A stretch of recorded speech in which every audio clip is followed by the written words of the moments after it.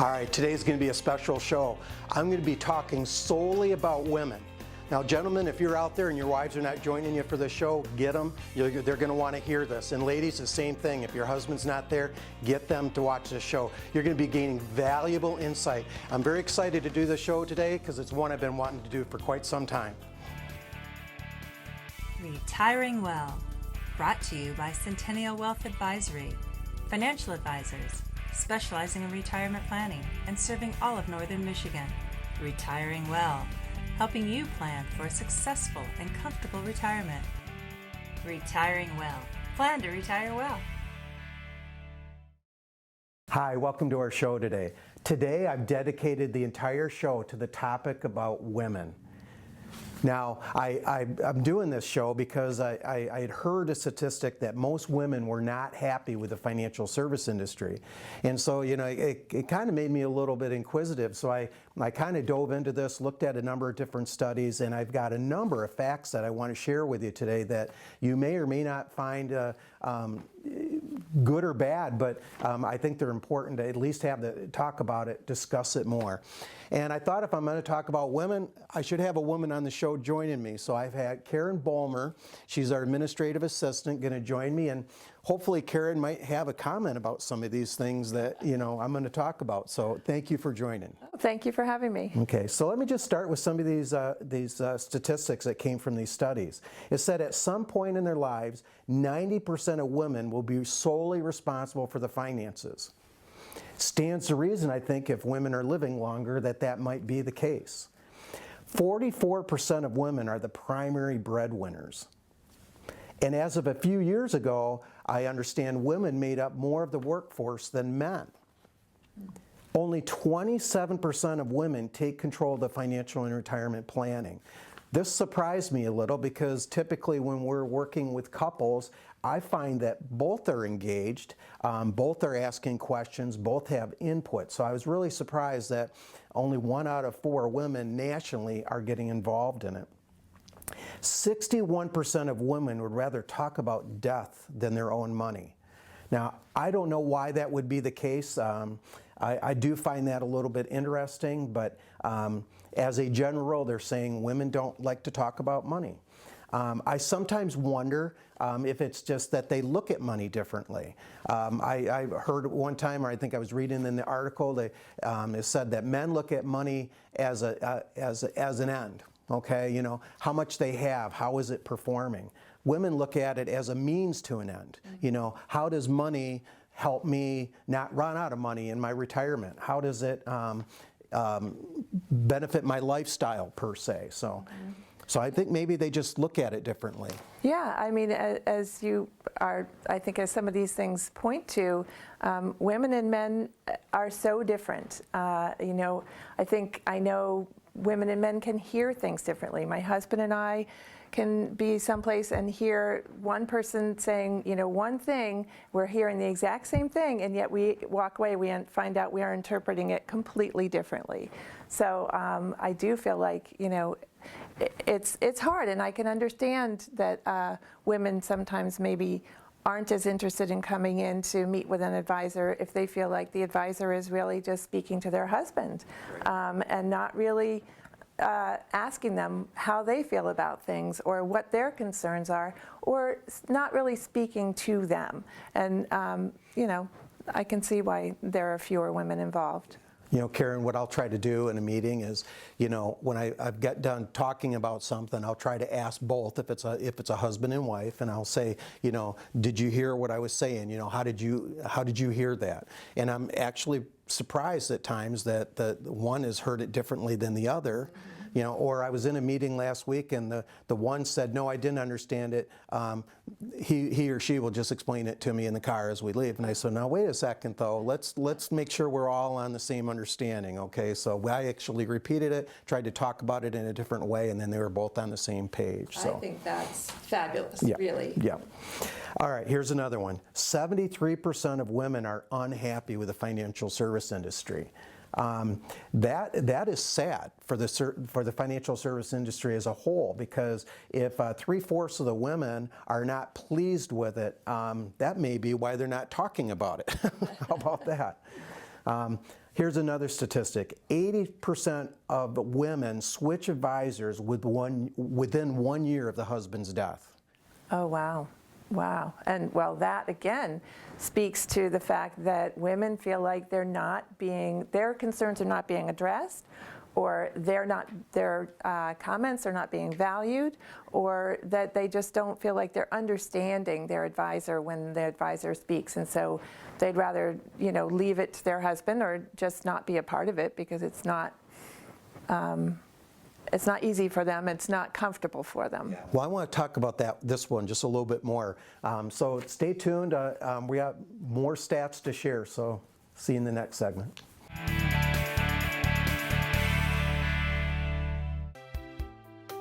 If you're retired or soon to be retired, let us help you plan to retire well. Centennial Wealth Advisory specializes in retirement planning and has offices in Traverse City, Cadillac, Petoskey, and Gaylord. We'll never pressure anyone to become a client. Our goal is to inform and educate.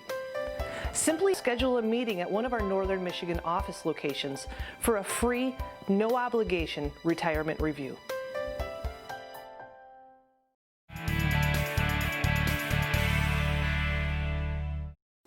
Hi, welcome back. Now, in the last segment, I had shared a statistic. I said 80% of women switch advisors within 1 year of the husband's death.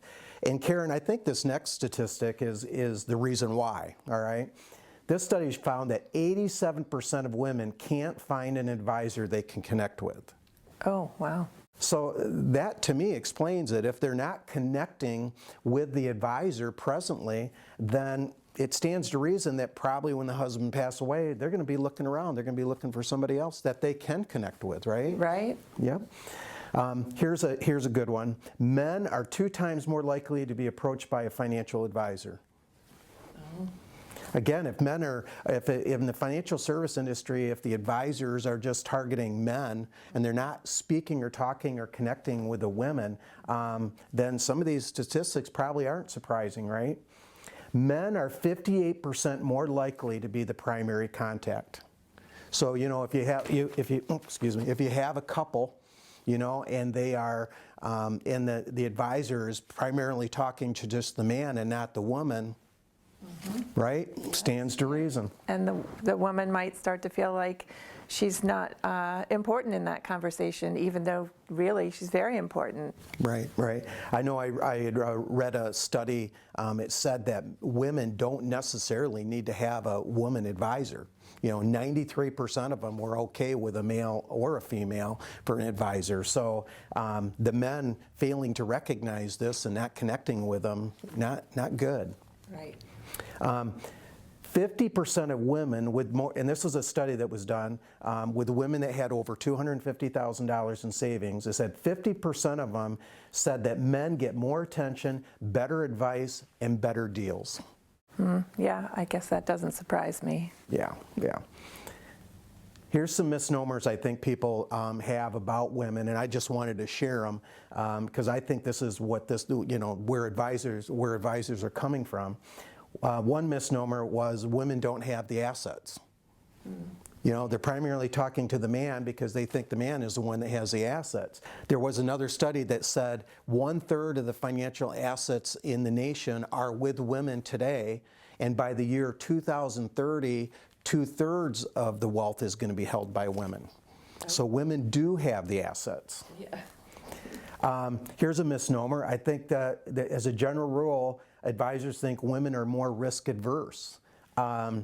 I don't find that the case. I find women might lean towards a little bit more on the safety end, but I think it's they ask more questions. And I think advisors get that confused with maybe they're more risk adverse, and I think it's just the fact that they want to know more about the subject. They want to understand it. Here's another misnomer. Women are not interested in investing. I find that completely untrue. I have several, single women. They're very involved in the investing. They're very much involved or want to know or want to be educated on various financial instruments and how they work and how it can benefit them. So I don't find that to be true at all. But I think a lot of advisors out there, think that might be the case. Right, but I do think that's changing. In what way, Karen? How do you think it's changing? I think that women have been becoming more savvy when it comes to their own finances. I've been taking more of an active role in maybe their family finances over the years. I'd say over the past 2 or 3 decades. And so as more women who are my age and approaching retirement and thinking about their long-term well-being, that they're becoming a little bit more involved. It's just, I think it's been a little bit of a cultural shift. Yeah, I agree.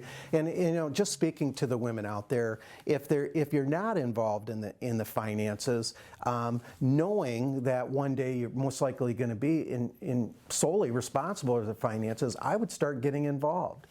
Start attending, being part of those meetings, speak to the advisor, ask those questions, understand what you're getting involved in, how it affects your overall planning. So anyway, I want you to stay tuned because in the next segment, we're going to continue to talk more about this. And I have a story of a couple that I just met with recently and how that went. So stay tuned.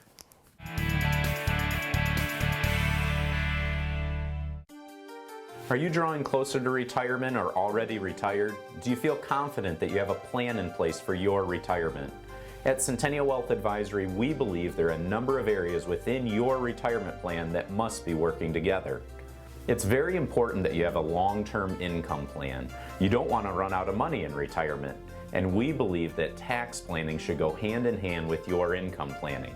So we have our very own accountant on the team to assist you. We also believe that you need to have your estate planning in order to ensure that your assets are left behind to your loved ones and or charities. Along with that comes insurance planning, whether that's life or health. Along with all of this, obviously comes your investment planning, which you need to have confidence will help you accomplish your goals and objectives. As you can see, there's a number of areas that you need to be taking into consideration when it comes to your retirement planning. We'd love the opportunity to share with you how we approach all of these areas within your retirement plan. Please call the number on your screen.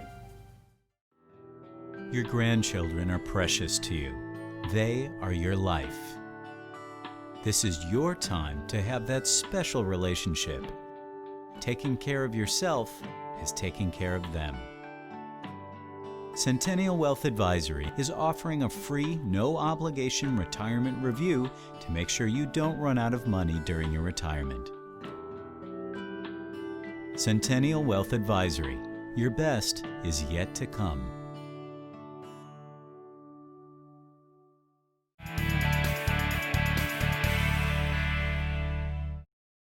Hi, welcome back. Now, in the last segment, I was talking about, how I have a lot of single women clients that are very much involved in their finances. I find this to be the same with married women just as much. Like I said earlier, I find them very engaged in the financial planning meetings that we're having. They do tend to ask good questions, and they want to know, they want to understand their planning. So in the break, you were talking about this, Karen, about this involvement they need to have. Yeah, I feel like it's very important for women to become involved, especially for any of you out there who are currently not really engaged and attending the meetings with your husband at your financial advisor appointment, because the statistic is out there that women do outlive men, and so there's a great percentage chance that you will outlive your husband, and then you're going to be in charge of your own finances. So it's important now to get involved and understand what's happening and be a part of it. And you have important contributions to make and important concerns that need to be addressed. And it's better to get them addressed now than to wait until a later point. Plus, it will give you an opportunity to get to know your advisor so you can build that relationship and make sure that you feel comfortable with your advisor and that they really are speaking to you as well as to your husband, because that's critical. Yeah. I want to share a story you know, as many of you are aware, if you've been watching this show, we have these live events we put on, and there's usually a dinner associated with it, some great education. It's our opportunity to get out in front of you and let you have a glimpse of what we do, what we're all about. But I found it interesting. I'd had put on one of these live events, and there was a couple that said they wanted to meet with me. So they scheduled an appointment, and then when the appointment came, it was just the man that came to the meeting. And I asked him, I said, you know, how come you didn't invite your wife? And he said, she doesn't care about this stuff, so she just leaves this all up to me. And so we proceeded to have the meeting. Well, as we were having the meeting, he shared with me how it was important for him to, you know, knowing that he might be the first one to go, that his wife, you know, understands his plan, that she was, you know, being provided for, right? And so he expressed that was a goal of his, an objective of his. And so we finish up the meeting, and I asked him at the end, I said, you know, sir, you expressed that one of your goals or concerns was that your wife would be taken care of, that she would understand the finances more, that she'd be, you know, have a good plan that was there for her, but she didn't show up to the meeting. And I know you said that she doesn't care about these kind of things, but can I just tell you, I think she does care. I think she would very much care about the planning. So, and being that this is important to you, can I encourage you to bring her to the next meeting? Well, he did bring her to the next meeting, and, you know, pleasantly surprised that she was interested in how she was being taken, you know, being care of. She did want to understand more about their plan, because it was their plan. And I think she's been coming to all the meetings since. The reason I wanted to, you know, just talk about this story is it's real easy to just shove that off. You know, she doesn't want to get involved. I find that to be completely false. Women are very much wanting to know what the plan is. They do have a lot of questions. Their understanding of things might be a little bit different. You know, we've talked about this before. But that's not true in itself either. All women are different. Right. All men are different. Yeah, they might, in a general sense, look at things differently. But again, I go back to, you know, just even the single women I deal with.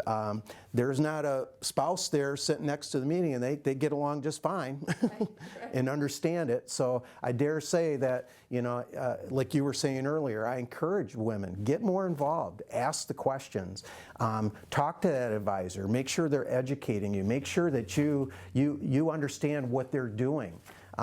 They shouldn't be afraid to talk to you about that. I think we do a good job with that at Centennial Wealth. I would like to think that most of our women clients would stay with us if something happened. Yes, absolutely. I was just going to say, I think that was really astute of you to have made that observation and to have suggested to that man for him to bring his wife in. And I think it's true that perhaps that's been the pattern in their relationship, that the husband feels like the wife isn't interested in something, whether it's buying a car or whatever, so he takes the lead and she's not a part of it. But if she gets invited into the process and feels welcome, she very well may join, and I think that's true for maybe a lot of females. Yeah. I heard a study one time that said the boomers, 80% of the purchasing decisions were being made by the women. So I think that should be the same number in the financial services or in the planning. Absolutely. So anyway, stay tuned. We're going to be talking more about this subject.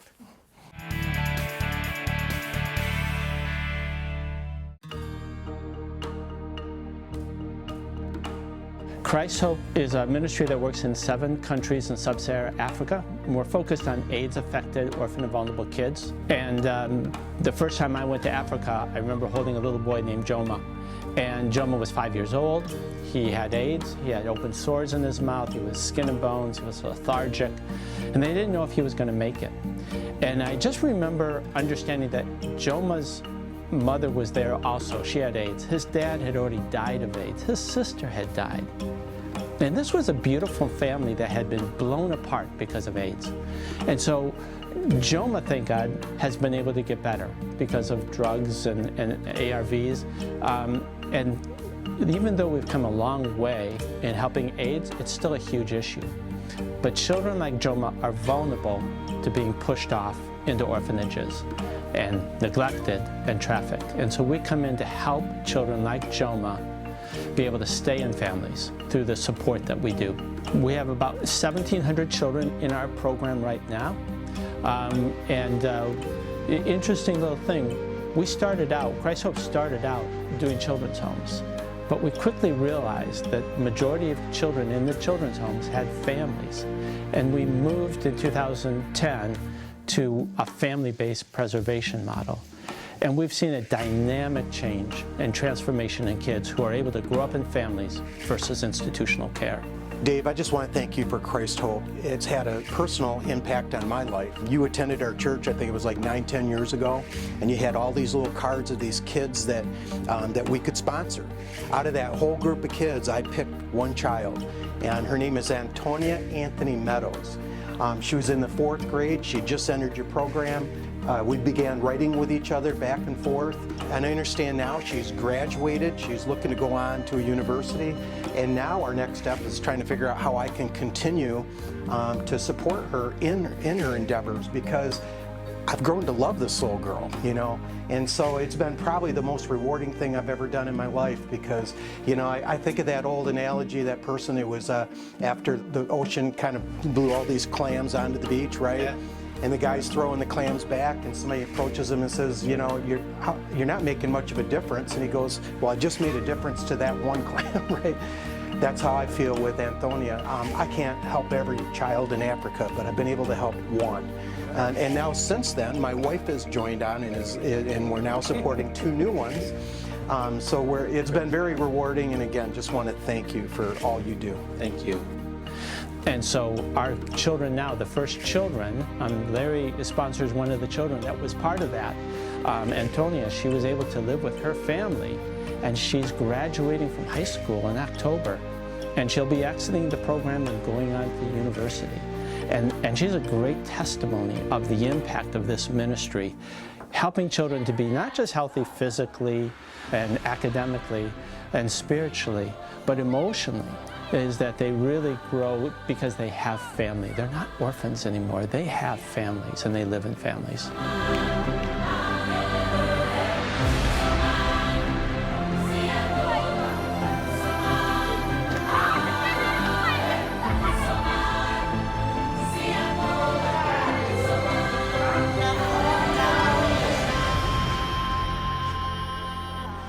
Yeah, and I just really want to thank Centennial Wealth. Thank you so much for believing in us and being a partner with us and supporting us in this. This is huge and has a great impact directly to the kids in our program. So thank you.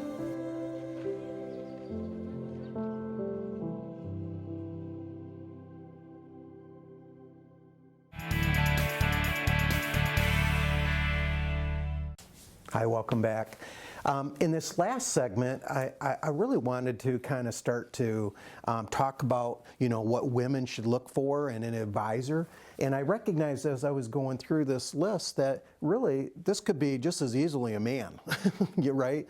You know, I thought one of the things they should look at is, you know, what kind of planning is taking place. You know, are they even talking about surviving spouse situations where if one of them should pass away, how is the other one going to get by, right? You know, I think, you know, they should be looking at that, or at least starting to have that conversation with the advisor. You know, are you women, are you being encouraged to be at the meetings? Did you at one time yourself say, as I talked about in the first segment, you know, did you tell your, you know, your significant other that you didn't want to be involved? I would dare say if you said that, and that was many years ago, and you're still not involved in the planning, then, you know, I encourage you, you know, to get involved in it. Very important. And men, that goes for you as well. If, you know, if it's just the women doing all the planning and you're not involved, maybe you need to get involved as well. Are you being, you know, again, are you being encouraged to be at the meetings? What does the communication look like? Is the advisor just speaking to either one of you? I dare say, you know, the advisor should be speaking to both the man and the woman, you know. If he's just solely speaking to the woman, he's alienating the man. If he's just solely, he or she is just talking to the man, he's alienating the woman. Absolutely. Yeah, so I think they should be both spoken to. And as I talked about earlier, that communication should be that both understand what that planning, what's taking place. So, if you're single, if you're a man, you're a woman, and you're just single, what are the key components of the communication? You know, are you being educated? Is there trust there? Trust is probably the most important thing, wouldn't you say, Karen? Trust is very important, absolutely. And, you know, along with that is respect. And I think for women in particular, feeling like they are being spoken to in a way that they feel respected is really important. And unfortunately, there are a lot of men who don't know how to do that very well. And so that is an important thing as well to look for in an advisor, I would say. Yeah, I remember I had I needed a mechanic for my car, and I'm not very mechanically minded, so there's always a great deal amount of trust I have to put in these mechanics. And my dad had referred somebody that he felt he trusted. But there came a moment of truth one time when I was having some issues with my car. I had him fix it, and where he could have probably told me it was anything and got me for something. He said it was just simply a very low-cost part, and he said, and then he was like, "Don't even worry about it." And I was like, he forever had me the rest of my life because I trusted him. He wasn't ever gonna, you know, do me wrong. So Didn't try to rip you off when he could have. that's right. Yeah. So I don't know where that moment of truth comes with an advisor, but I dare say that, you know, that better be there, right? That connection better be there. That trust needs to be there. These are some things that I think people want to have. They want to be reassured that they're not going to run out of money. I think that goes well for a man and a woman, right? Reassurance that they can keep their independence after the first one passes away, whether that's a man or a woman. A financial plan that's tailored to their unique situation, I think is very important. Very important. Yep. I think fees are important, and knowing how the advisor gets paid. You know, having full transparency is something both of them should want. Yeah. That advisor should be somebody that listens to them. And I mean, really listening. Right. And willing to make sure that what they think they've heard is really what was intended and what was being said. Yes. You know, and along with that, I would say the whole jargon that goes along with the financial industry, as it does with any specific industry. You know, there's a whole language out there that I, as a regular person, didn't really understand in the beginning. So I think it's important when you look for an advisor to find somebody who's going to be able to speak to you on your level and make sure that you are understanding. And again, that goes for both men and women, doesn't it? You know, so anyway, folks, I'm glad you joined us today. You know, it was a pleasure of mine, Karen, to have you on the show. Thank you. Likewise. Yeah, you did very well. You weren't nervous at all. So thank you for joining me. Hope you found this valuable. You know, I think at Centennial Wealth we do a great job working with women, with couples. I think we do a good job listening. If you're somebody that's not getting that kind of help, then I encourage you to come in, no cost, no obligation, to get a second opinion from us. So give us a call if we can be of any help.